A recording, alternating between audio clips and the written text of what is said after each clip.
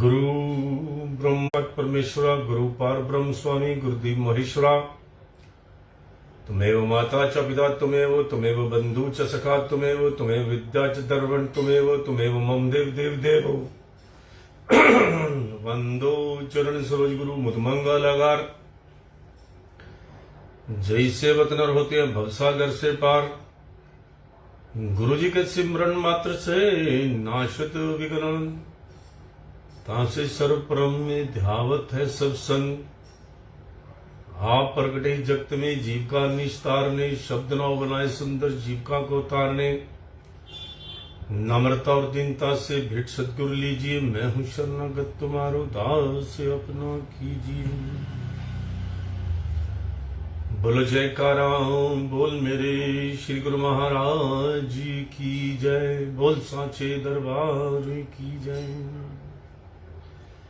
आज 8 अप्रैल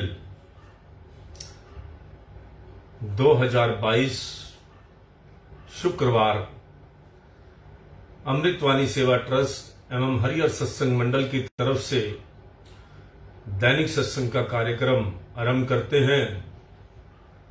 महापुरुषों के वचन है, ध्यान पूर्वक सुनिएगा, फायदा होगा।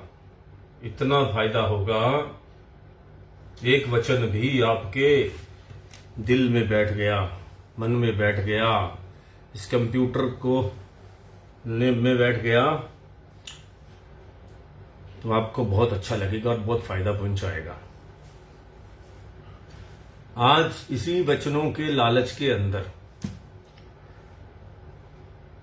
हम आपके साथ 2 साल से जुड़े हुए हैं। हमें बड़ा अच्छा लगता है आपके साथ, हम भी बहुत कुछ सीख रहे हैं। 2 साल में बहुत कुछ सीखा। अकेले सीखते हैं तो शायद इतना मजा नहीं आता। हमें जरिया मिल गया मोबाइल का, फेसबुक का, बड़ा बड़ा धन्यवाद है, जिसमें क्या है लाखों लोगों तक जो है ये इसका फायदा उठा लिया। एक नेचर ने हमारे अंदर एक आदत बना रखी है, हर बुरे सिस्टम को उसको पॉजिटिव करना, नेगेटिव को पॉजिटिव करना। लोग इस मोबाइल को नेगेटिव समझते, हमने इसको पॉजिटिव कर लिया। हम अपना टाइम पास करना है, अच्छा हमारे पास टाइम है, हमें भगवान की तरफ लगना है, हमने उसको भी पॉजिटिव कर लिया। इधर उधर बैठने की बजाय हमने उस टाइम को भी अपना वो महापुरुषों के वचनों की तरफ सकारात्मक कर लिया। अब फायदा हो ना हो, लेकिन एक बात का है जो मुझे हमें फायदा है, रियाज करते रहने से एक दिन चाहे कवि हो, चाहे गायक हो, चाहे तबला मास्टर हो, चाहे बाजा बजाने वाला हो, उसके हाथ में मास्टरी आ जाती है। आप देखते होंगे आजकल रील सिस्टम जो चला हुआ है इस मोबाइल के अंदर, या वैसे आप व्हाट्सएप में देखते होंगे कोई आदमी गरम गरम तेल के अंदर से हाथ डालकर पकोड़े निकाल लेता है। कोई आदमी जो है ऐसे ऊपर से परोठा फेंकता है, वो थाली में चला जाता है। वो ट्रेंड हो चुके हैं, अपने काम में इतने मस्त मौला हो चुके हैं, वो इतने ट्रेंड हो गए हैं कि कुछ भी कितनी तेजी से वो सब कुछ बनाते हैं। प्रैक्टिस देखिए आप, उनको प्रैक्टिस हो गई हर चीज की। आप जाते हैं किसी बड़ी दुकान पर जहां रोज के कितने बहुत ज्यादा बिक्री होती है, चाहे किसी खाने पीने की चीज हो, चाहे तौलने की चीज हो, चाहे कपड़े की दुकान हो, होलसेल की दुकान हो, उनकी स्पीड देखा करो आप। अगर आप कुछ करने लग जाए तो कुछ नहीं कर सकते आप। ये आदत हो गई है। इसी तरह अगर हम इन आदतों के अंदर एक आदत भक्ति की भी शुमार कर लें तो कितना अच्छा हो जाए। बुरी आदतों को छोड़कर, चलो छूट तो अपने आप जाएंगी, आप एक अच्छी आदत पकड़ ही लो। बुरी आदतें जो भक्ति करोगे तो अपने आप छूट ही जाएंगी। ये तो फाइल है, क्योंकि वो तो भक्ति तो फैलती है। ये भक्ति करोगे, भक्ति अनमने ढंग से करो। जैसे एक आदत, इस भक्ति की आदत को, महापुरुषों के वचन के, सत्संग को आदत बना लोगे तो आपके अंदर मन आपका जो है थोड़ा थोड़ा सुधरने लग जाएगा। एक आदमी बछड़े को, एक बच्चा था, वो बछड़े को अपने कंधों पर उठा लेता था। हमने एक वीडियो देखा था। बछड़ा बड़ा हो गया, आम आदमी उस बछड़े को नहीं उठा सकता। जब बड़ा होने के बाद बहुत बड़ा हो गया तो उसको भी वो उठा लेता था, आम आदमी नहीं उठा सकता था। पूछा गया क्यों भाई? उसने कहा ये बचपन से इसको मैं डेली उठाता आया हूं, मुझे इसके वेट का पता नहीं लगता बढ़ गया है, क्योंकि मेरे को आदत पड़ गई है। तो यही आदत हमें भगवान का नाम जपने की बना लेनी चाहिए। योगा की आदत डाल लेनी चाहिए। अब सुबह सुबह जिसको जल्दी उठने की आदत है वो तो जल्दी जल्दी उठ के अपना, जिसको एक बार पार्क जाने का चस्का लग गया और उसका आनंद आ गया, बात है आनंद आने की। मैं गुड़गांव में रहता था, उम्र थी मेरी कोई 19 साल। सुबह गुड़गांव के पीछे ही हमारे घर के वो कोर्ट है, नई कोर्ट थी, पूरा रास्ता खेत ही खेत थे, वहां एक ट्यूबवेल लगा था।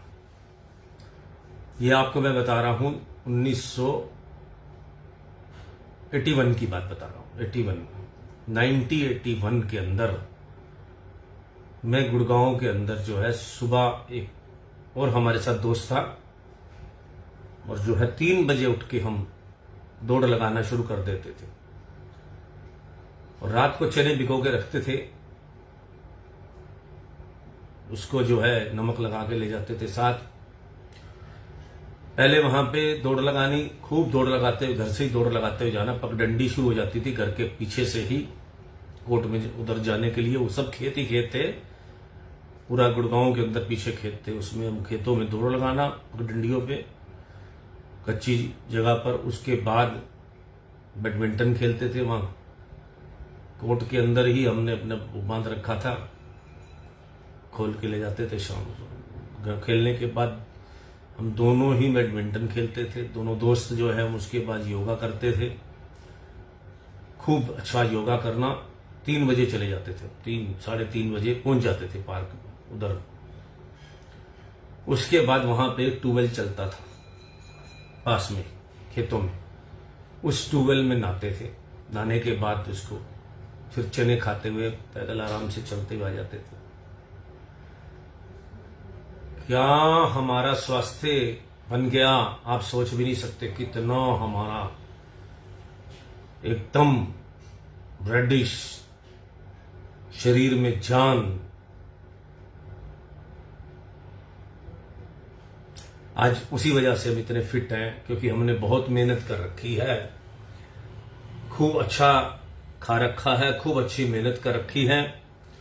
इसी तरह इंसान के, ये मैं आपको इस वजह से ये नहीं बता रहा कि अपनी क्वालिटी बता रहा हूं, मैं ये बता रहा हूं आदत अगर अच्छी कर ली जाए तो फायदा कितना होगा, नाम जपने का फायदा कितना होगा, ये आप करने से महसूस होगा जब आपको इसका आनंद आएगा।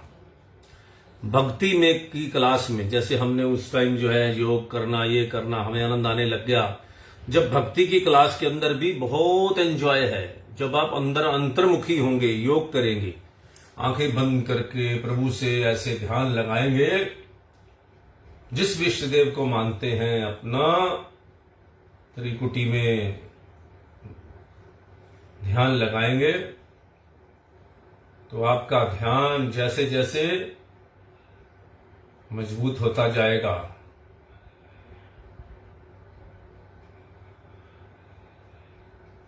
तो आपको अंदर से बहुत आनंद आएगा, आपकी आंखें खोलने का दिल नहीं करेगा। जिनको तो प्रैक्टिस है, इस आनंद का फायदा ले रहे हैं, उनको पता है। शांत रहते हैं वो लोग। इस तरह अपना बैठो और अपना ध्यान लगाइए भ्रुकुटी में, आंखों के बीच में, जहां से हमारे सारे रास्ते खुलते हैं ऊपर को।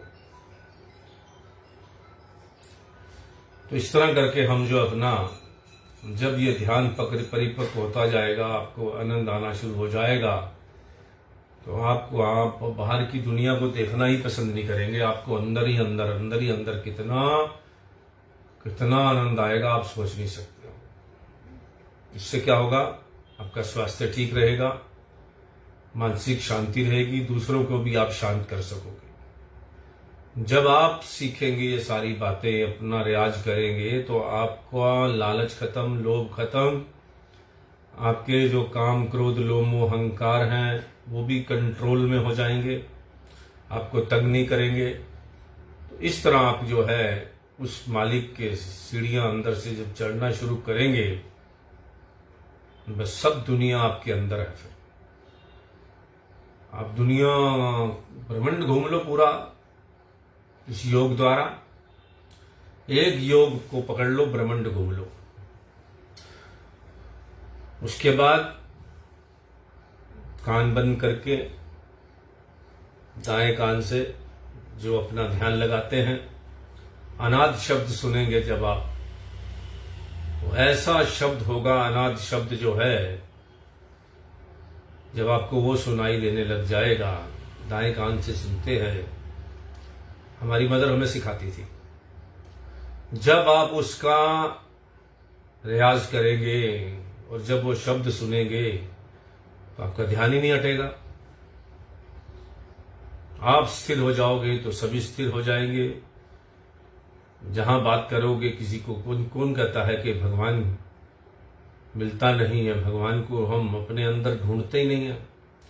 किसी दुनिया के अंदर ये जितने नज़ारे, स्विट्जरलैंड कहते हो बहुत सुंदर है, ये बहुत सुंदर है, वो बहुत सुंदर है, एक क्षण का भी आपने अंदर का अगर अनुभव कर लिया, एक क्षण भी आपका उस भगवान से, उस रोशनी से आपका वास्ता पड़ गया, भूलो नहीं, भूलना चाहोगे तो भूल नहीं पाओगे उस क्षण को। इस क्षण भर भी आपने दर्शन कर लिए उस ज्योति के, तो आपको खुद ही नहीं पता होगा कि मैं हंस क्यों रहा हूं और रो क्यों रहा हूं और मैं कर क्या रहा हूं। आपकी हालत ही ऐसी हो जाएगी, क्योंकि आपने तो उस असली, ये बिजली की रोशनी वाली नहीं, उस रोशनी के दर्शन कर लिए जो अर्जुन ने किए थे। उस रूप को देखोगे आप, जो ऋषि मुनियों को सदियों तक पाठ करने से नहीं मिलता। आपको मिलेगा, कलयुग में मिलेगा। कलयुग में ध्यान बहुत जल्दी लगता है, क्योंकि बाहर बहुत गंदगी है, अंदर जाओगे तो निकलोगे नहीं आप, ये पक्का है। और ये जिसकी संगत में, ध्यान लगाने वालों की संगत में बैठोगे तो तब ध्यान लगेगा, तो उसमें आपको बड़ा अच्छा लगेगा। हम गुरु घर क्यों जाते हैं? इसी काम के लिए जाते हैं कि वहां प्रैक्टिस मिलती है। हर अपना जो है, अपने तरह के लोग होते हैं, सभी भक्तिवान होते हैं, सभी नाम लेने वाले होते हैं, सभी गुरुमुख होते हैं, जिनका गुरु की तरफ ध्यान होता है, सभी वही लोग होते हैं। कोई किसी से शर्माता नहीं है, कोई किसी को टोकता नहीं है। तो इसलिए जो है गुरु घर के अंदर आदमी जाता है अपना ध्यान लगाने के लिए। परमपिता परमात्मा के दर्शन होते हैं, आकार के भी होते हैं, सकार के भी होते हैं, निराकार के भी होते हैं। सकार और निराकार के दर्शन होते हैं। जब साकार की भक्ति करते हैं, उसको दर्शन करते हैं, तो आंखें बंद करते हैं तो निराकार के दर्शन हो जाते हैं। तो ये है इस लाइन की लीला, इस लाइन का स्वाद, कहते हैं ना स्वाद, ये है आनंद, असली आनंद कहते हैं इसको, कहते हैं परम आनंद। तो इसलिए हम अमृत वचनों के साथ शुरू करते हैं आज के। जैसे माता अपने बालक को उन्नतिशील देखकर प्रसन्न होती है, वैसे ही सद्गुरु भी अपने शिष्य का उदार देखकर प्रसन्न होते हैं। जैसे सूर्य के द्वारा सबको समान रूप से प्रकाश मिलता है, वैसे ही महापुरुषों द्वारा सबका समान रूप से हित होता है। मेरी किसी भी क्रिया से दूसरे को दुख ना पहुंचे, ऐसी सावधानी साधक को हर समय रखनी चाहिए। संसारी भोग और संग्रह की इच्छा, इन दो इच्छाओं का साधक को सर्वथा त्याग करना चाहिए। भूख, निंद्रा और आलस, इन्हें जितना बढ़ाओगे बढ़ते जाएंगे और जितना घटाओगे घटते जाएंगे। आत्मोन्नति में ये बाधक है, इसलिए साधक को इन पर नियंत्रण रखना चाहिए। भूख और निंद्रा और आलस कितना बढ़ा लीजिए, स्वाद करते लेते रहो, जितना मर्जी कुछ खाते रहो, और निंद्रा जितना मर्जी सोए जाओ, और आलस का तो खैर हद ही है। 90% लोग जो है बीमार होते हैं आलस के कारण। आप सुबह देखते हो पार्क के अंदर, इंडिया के अंदर कितनी जनसंख्या है, और पार्कों के अंदर कितने लोग मिलते होंगे आपको? 0.001 भी नहीं। क्यों? जागरूक नहीं है लोग। स्वास्थ्य के प्रति अभी इतनी जागरूकता बन गई है, जिम जाते हैं बच्चे, ये वगैरह करते हैं, पार्क की बजाय कुछ सिस्टम बना है, लेकिन परसेंटेज वही है। पहले कम थे, अब जिम में जाने लग गए लोग, लेकिन परसेंटेज वही है, 1% भी नहीं है। 1% भी लोग, जनता जो है, देश, अपने देश की बात कर रहा हूं, जो अपना व्यायाम और योग वगैरह कुछ नहीं करते। 1% लोग करते हैं, बस 1% भी नहीं करते। 1% का मतलब होता है 145 करोड़ के अंदर आप लगा लीजिए कितना पॉइंट लोग आदमी आपको करते नजर आएंगे। तो इस तरह करके जो है पूरे आंकड़े देखो तो चौंक जाएंगे आप कि अपने कॉन्शियस कौन है, स्वास्थ्य के प्रति कॉन्शियस कौन है। लोग स्वास्थ्य को कितना बड़ी, जबकि स्वास्थ्य गया तो सब कुछ गया, जीभ का स्वाद भी गया, सिर गेच गया। वैसे जो कहावत बनी हुई है उसमें ये है, पैसा गया तो कुछ नहीं गया। अगर पैसा चला जाए, शरीर भी रहे, स्वास्थ्य भी रहे और सब कुछ रहे तो कुछ नहीं गया। और अगर स्वास्थ्य चला गया तो समझो कि आधा चला गया, फिर आप आधे रह गए अगर आपका स्वास्थ्य बिगड़ गया तो।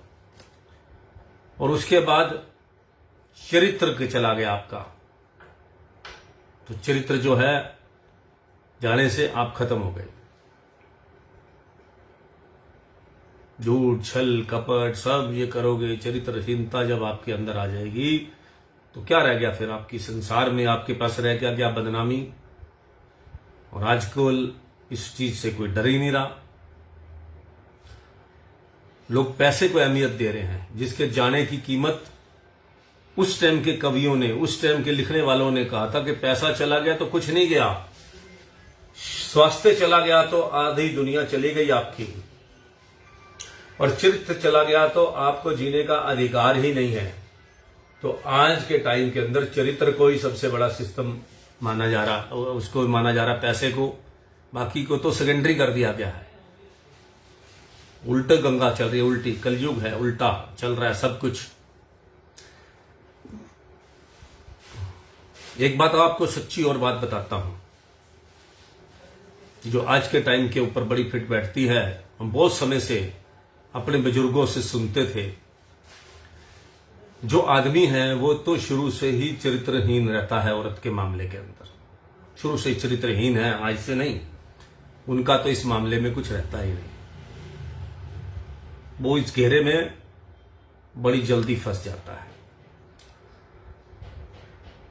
और हमारे दादी नानी कहती थी जिस दिन औरतों ने इस तरह का सिस्टम शुरू कर दिया, चरित्रहीनता औरतों में आ गई,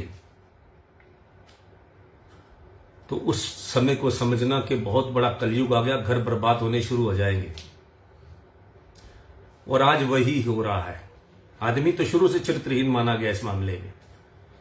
क्या क्या नहीं करता था आदमी इस मामले के अंदर। जो पुरानी बातें हमने सुनी हैं, बुजुर्गों की सुनी है, इधर सुनी है, उधर सुनी है, आदमी तो हमेशा मुंह मारता आया है, वासना में चलता आया है। 1% तो हर जगह अच्छे होते ही होते हैं, उस बात को तो भूल जाओ, बाकी का आपको बता रहा हूं। तो उस टाइम हमारी दादी नानी कहती थी कि अगर औरतों ने अगर आदमियों को देखकर चरित्रहीन होना शुरू कर दिया, और तो आदमी के बराबर अपना सिस्टम हक मांगना शुरू कर दिया और ये चरित्रहीनता का खेल शुरू कर दिया, तो कलयुग उसके अंदर आएगा, वो होगा कलयुग। और आज कलयुग को हम देख रहे हैं। आज हम चारों तरफ देख रहे हैं, अपने बच्चों से सुनते हैं, आस पड़ोस से देखते हैं कि आज नारी के अंदर कितना सिस्टम चरित्रहीनता का बढ़ता जा रहा है, कितना सिस्टम। आदमी तो डरने लग गया, ये सच्ची बात है बिल्कुल। और आज आदमी डरने लग गया कि मेरा कुछ गड़बड़ ना हो जाए, मुझे कोई छेड़ ना दे। और आज लेडीज का सिस्टम कहां से कहां चला गया इस मामले के अंदर। कोर्ट भरे बड़े हैं, कितना सिस्टम बदल गया है इस दुनिया का। और बड़े बुजुर्गों की बात आज सच हो रही है। और कलयुग आया पड़ा है। जब ऐसे चरित्रहीन सिस्टम होगा घरों के अंदर, नारी चरित्रहीन हो जाएगी, तो बच्चे क्या करेंगे बताइए? बच्चे क्या करेंगे? बच्चों का ढंग से लालन पालन नहीं होगा, वो सब देखेंगे ऐसा करते हुए, तो उनका कैरेक्टर क्या जाएगा। और वो आप देख रहे हैं जहां सबसे पहले गंदगी पहुंचती है, और वो जगह है मुंबई के अंदर, फिल्म सिटी के अंदर। सबसे पहले दुनिया की हर गंदगी जो इस वाली मैटर की होती है, वो वहीं से स्टार्ट होती है, फिल्म इंडस्ट्री से। वहां पे ये सारे सिस्टम चलते हैं, फिर उसके बाद नीचे सब फ्लो वैसा हो जाता है। वो लोग कभी सावधान नहीं हुए कि हमारा करैक्टर का सिस्टम सारा नीचे लोग देखते हैं, हमें फॉलो करने लग जाते हैं। और हमारे जो बड़े बड़े मंत्री, प्रधानमंत्री भी इस चीज का ध्यान नहीं देते कि जो नीचे लोग जो है चरित्रहीन हो रहे हैं या भ्रष्ट हो रहे हैं, या पैसे मतलब कि वैल्यू सिस्टम जो है इंसान का खत्म होता जा रहा है, उसको बनाने के लिए हमें क्या करना पड़ेगा। आज सारे देश के अंदर एक, मैं आपको अभी हमने अखबार में छापा है, एक कंट्री के लोग जो है इंडिया की इज्जत नहीं करते, उसके पीछे उनको कहते हैं ये बिकाऊ लोग हैं, बिकते बहुत जल्दी हैं ये। हमने गुलामियां जो बहुत की हैं, थोड़े से अंग्रेज हमारे पे गुलामी करते रहे 200 साल तक, और थोड़े से ही मुगल जो हैं वो हमारे पे गुलामियां करते रहे। हमारे कितने साल उन्होंने गुलामी, हम उनकी गुलामी करते रहे, क्योंकि उन्हीं की फौज में भर्ती होकर अपने लोगों को मारते रहे। आज हमारे को अब समझ आइए जाके, हमें भर्ती कर लेते थे अपनी सेना में। ब्रिटिश आए, ब्रिटेन वाले, उन्होंने हमें पुलिस वाला बना दिया, हमें अपने आदमियों को मारने के लिए सिस्टम बना दिया। किसी आदमी ने क्या लिखा कि जलियांवाला बाग के अंदर जो मारने वाले लोग कौन थे? जो मिलिट्री के आदेश पर किसने गोली चलाई थी? जनरल डायर के आदेश पर। वो अपने लोग ही थे, अपने लोगों के हाथ में बंदूकें थी।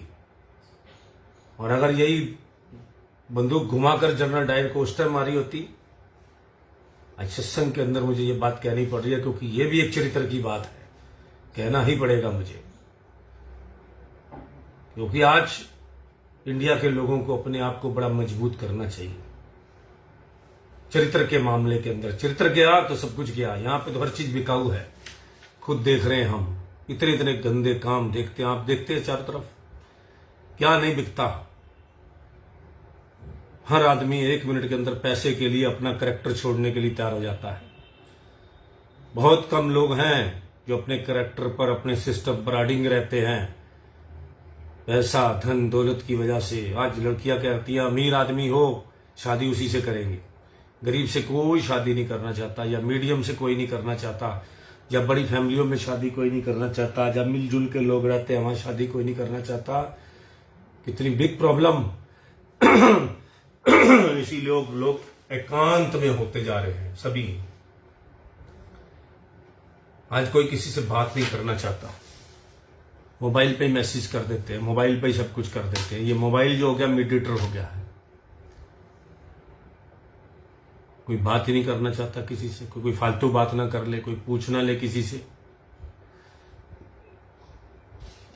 कोई अच्छा समय नहीं आ रहा। ये आप बताइए, अच्छे समय के सिम्टम हैं।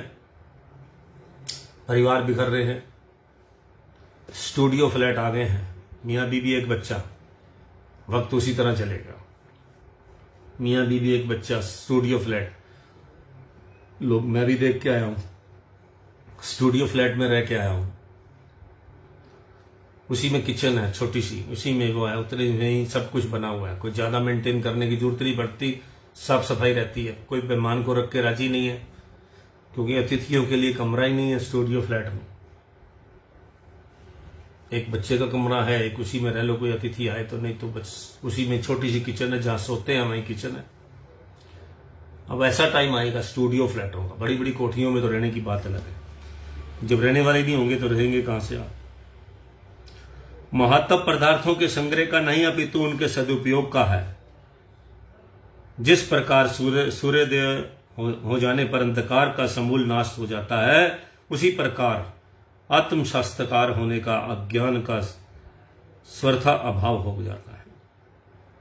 जब हम अपना परमात्मा से आत्मा मिलती है, परमात्मा से आत्मा जो है परमात्मा की दर्शन कर लेती है, फिर उसका सारा अंधकार मिट जाता है। और उसी को हम आए इस दुनिया में करने के लिए, अपनी आत्मा से तो मिलने आया, अपने परमात्मा से, अपने बाप से मिलने आया, जो किसी मनुष्य जन्म के अलावा किसी और योनि में मिल ही नहीं सकते हम। क्योंकि इसी योनि के अंदर हमारे पास प्रभु ने हमें सारे नेत्र दिए हैं। मनुष्य जन्म के अंदर ही वो एक खासियत है जिसके अंदर हम अपने बाप के दर्शन कर सकते हैं, अपने भगवान के दर्शन कर सकते हैं, अपने परमात्मा के जिसकी हम अंशी हैं उनके दर्शन कर सकते हैं। वो यही जन्म है, यही मनुष्य जन्म ऐसा है जिसमें आप त्रिलोकी के दर्शननाथ के दर्शन कर सकते हो, जिसमें आप अपने कृष्ण के दर्शन कर सकते हो, जिसमें आप अपने राम के दर्शन कर सकते हो, जिसमें आप अपने हनुमान जी के दर्शन कर सकते हो। वो यही मनुष्य जन्म है जिसके लिए आप भटकते फिर रहे हो। और इसके अंदर इसी मनुष्य जन्म को हम किस तरह से अपना बर्बाद करने में, गंदे गंदे कामों में लगे हुए हैं। छल कपट और माया के चक्कर में और लोभ के चक्कर में अपने सिस्टम को बर्बाद कर रखा है पूरा का पूरा। सदा सर्वदा मालिक का चिंतन करोगे तभी अंत काल में उसका ध्यान सामने आएगा। अगर आप नाम नहीं लोगे, आप सोचोगे 50 साल हो गए अभी तो मुझे जीना है, अभी कहां से। आजकल मैं जितनी भी क्रिया में जाता हूं सारे छोटी उम्र में मरे हुए हैं, सभी 1955, 56, 57, 58, 60 हार्ट अटैक हो गया। अभी और समय आने वाला, देखिए आप कैसे जल्दी से अभी होगा हार्ट अटैक से छोटी मौत। बाप जिंदा रहेगा, बच्चा मर जाएगा। मैं नहीं कह रहा, लिखे हुए ग्रंथों में सब लिखा हुआ, वैसा ही हो रहा है। क्यों नहीं अलर्ट होते? छोटी उम्र के अंदर भक्ति करना शुरू करो, तभी आप अंतकाल में उस प्रभु को याद कर रख पाओगे और उसका नाम ले पाओगे। जो अंतकाल जैसी मृत्यु में जिस ख्याल में मरता है उसकी वैसी मृत्यु होती है। जो पैसे के चक्कर में मरता है तो सर्प जोनि प्राप्त करता है, और जो वासना के अभिभूत होता है तो उसको जो है बच्चों के चक्कर में इधर उधर माया के सुअर का जन्म मिलता है। इसी तरह कितने जन्मों का व्याख्यान कर रखा है कि किस तरह से जो जिस ख्याल में मरेगा वैसा उसका जन्म होगा, उसी जगह में उसका जन्म होगा। 84 लाख जोनियों के अंदर उसको दिक्कत, वो उसमें सिमट जाएगा। मक्खी मच्छर ये वो सब बनोगे आप, हम सब बनेंगे, हम भी बनेंगे। अगर हमने उस परमात्मा को छोटी उम्र में अभी से याद नहीं किया और उसके साथ अपना दिल नहीं जोड़ा, तभी वो, अगर हमने दिल जोड़ा होगा तो हमें साथ में लेने आएगा। वो अपने रथ पर लेने आएगा, अपने विमान पर लेने आएगा, अपने साथ लेकर जाएगा हमारी आत्मा को, अगर हमने प्रभु से अपना नाता जोड़ा हुआ होगा। आश्चर्य है, हम ऐश्वर्यों की कामना करते हैं पर ऐश्वर्यों के स्वामी ईश्वर की नहीं। जो उसका मालिक है सारे भौतिक सुखों का, उसको हम याद ही नहीं करते और बाकी हम उसकी चीजों की याद करते रहते। जीवन का सौंदर्य सुंदर पोशाक पहनने वालों को बनाने अथवा स्वयं को सजाने संवारने से नहीं, वास्तविक सौंदर्य तो आत्मा को उन्नत व उज्जवल करने में है। देखो महापुरुषों ने कितनी बड़ी बात लिखी है कि अपने आप को सजाने संवारने के लिए नहीं आए हम जिस काम के लिए आए, अपनी आत्मा के ऊपर जो मैलों मैल चढ़ी हुई है, सालों सदियों से, कितने जन्मों से जो मैला आत्मा है, उसको उज्जवल करने आए हैं, नाम जपने के लिए आए हैं, उसको उन्नत बनाने के लिए आए हैं। उससे हम अपने इस आंखों से इसकी जो तीसरे नेत्र से अपने भगवान के दर्शन करने आए हैं। वो आंखें कम मिलेंगी, ये आंखें तो बाहरी संसार देखने के लिए हैं। अंदर की आंखों की रोशनी हमारे को मिलेगी, वो मिलेगी तब जब हम अंदर की तरफ चलेंगे। इस आंखों के पीछे और दूसरी आंखें हैं, उन आंखों को हमें अंदर से खोलना है और वो पट खोलने के बाद जब अंदर के हम दर्शन करेंगे, उधर चलेंगे, तो फिर आपको क्या दुनिया की जरूरत है, फिर सब कुछ ही सब आपके साथ है। शुभ विचार को कल पर मत छोड़ो, अशुभ विचार को आगे के लिए टाल दो, क्योंकि मन की अवस्था सदा एक नहीं रहती। हो सकता है जो शुभ विचार आज मन में उठा है कल तक रहे ना रहे, इसलिए उसे आज ही पूरा कर लो। अशुभ विचार को कल पर टाल देने से कल मन स्थिति बदल जाने पर वह विचार भी बदल जाएगा और जीव अशुभ कर्म करने से बच जाएगा। हमेशा जो बुरी बात आपके मन में आए उसको फटाफट टरकाते रहो, उसको फॉलो मत करो। अगर मन कोई गलत काम करने के लिए कहता है, उसको लिंगर ऑन करो, धीरे से वो अशुभ समय निकल जाएगा। और अच्छा विचार आए तो तत्काल कर लो, अच्छे विचार बहुत कम आते हैं।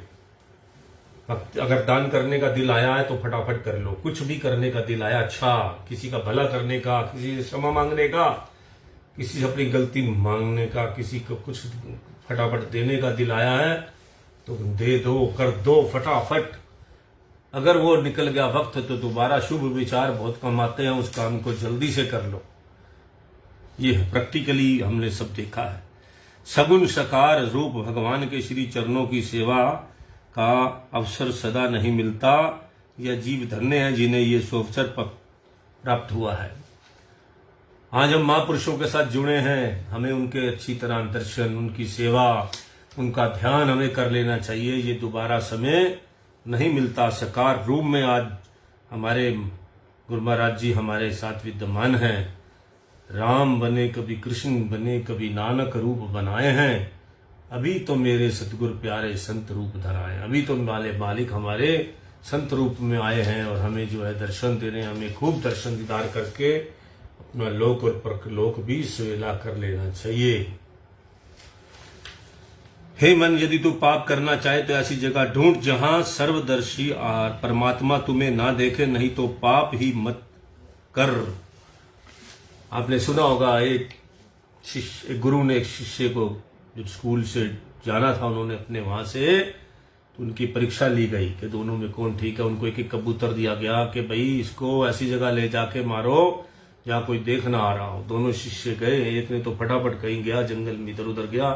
उसने देखा चारों तरफ कोई नहीं मार रहा, उसने देख रहा, उसने मार दिया उसको। और दूसरे वाले ने जब मारने लगा, उसने कहा तो ये तो मैं देख रहा हूं, गुरुजी ने तो कहा था कोई ना देखे।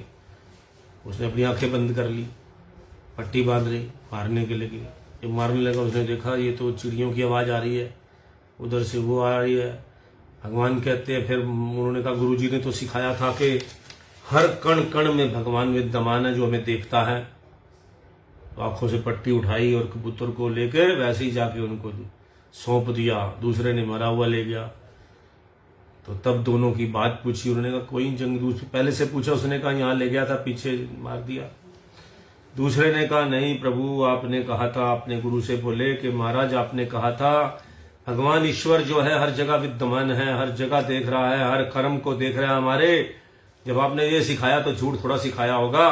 तो इनको तो इसलिए मैं तो वापस ले आया। वो तो सब जगह कोई ना कोई देख रहा है, पेड़ पौधे भी देख रहे हैं, सब देख रहे हैं। आपने तो खुद कहा कि हर चीज में जीव है, सब देख रहे हैं, तो इसलिए तो उनको पास कर दिया।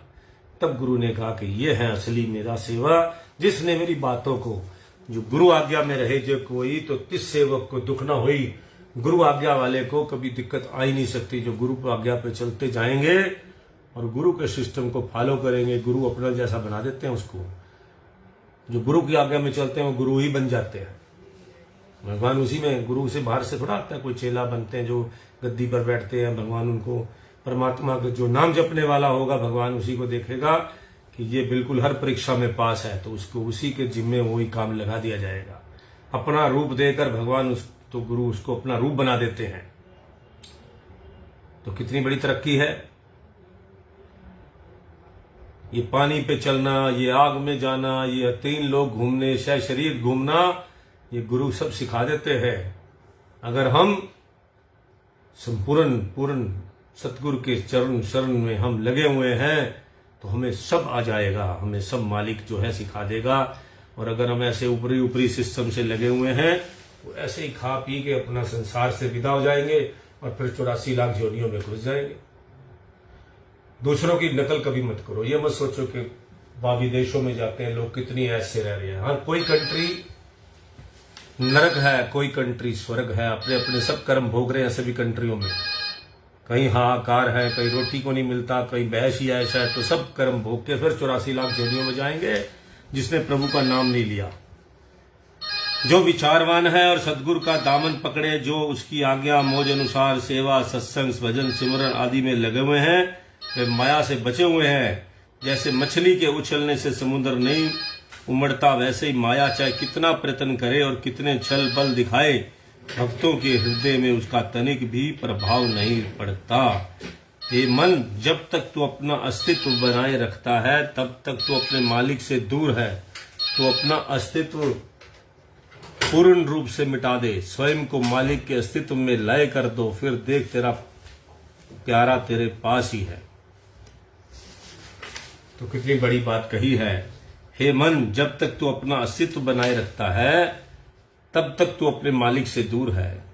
तू अपना सब कुछ पूर्ण सतगुरु के चरणों में लगा दे, स्वयं को मालिक के अस्तित्व में लगा दे, फिर देख तेरा प्यारा तेरे पास ही।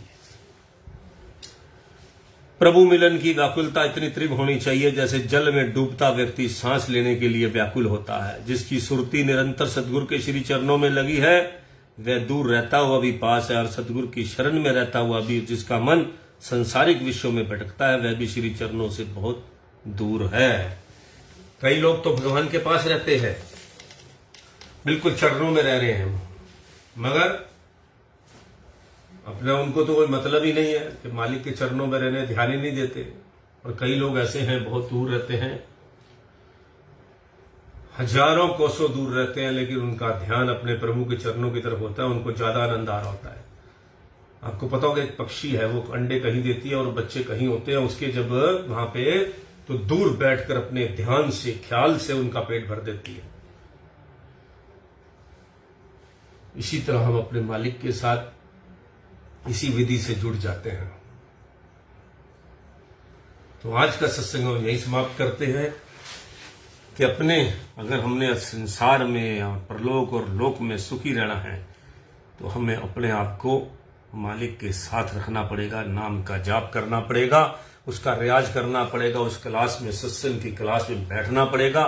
सत्संग से बड़ा इस दुनिया के अंदर कोई भी ऐसा तरीका नहीं जो हमें सुखी कर दे, जो हमें आत्मिक शांति की तरफ ले जाए। जय सच्चिदानंद। राम राम, सत श्री अकाल।